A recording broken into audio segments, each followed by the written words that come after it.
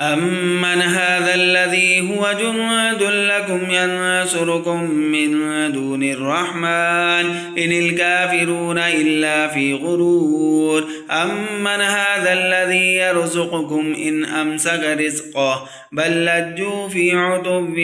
وَنُفُورٍ أَفَمَن يَمْشِي مُكِبًّا عَلَىٰ وَجْهِهِ أَهْدَىٰ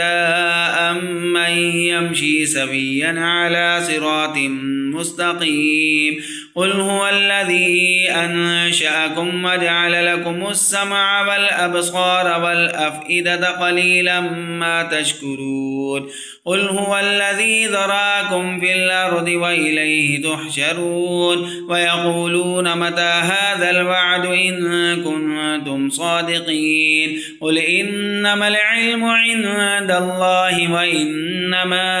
أنا نذير مبين فلما رأوه زلفة سيئت وجوه الذين كفروا وقيل هذا الذي كنتم به تدعون قل أرأيتم إن أهلكني الله ومن معي أو رحمنا فمن يجير الكافرين من عذاب أليم قل هو الرحمن آمنا به وعليه توكلنا فستعلمون من هو في ضلال مبين قل أرأيتم إن أصبح ماؤكم غورا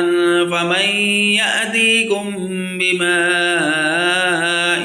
معين آمنت بالله صدق الله العظيم.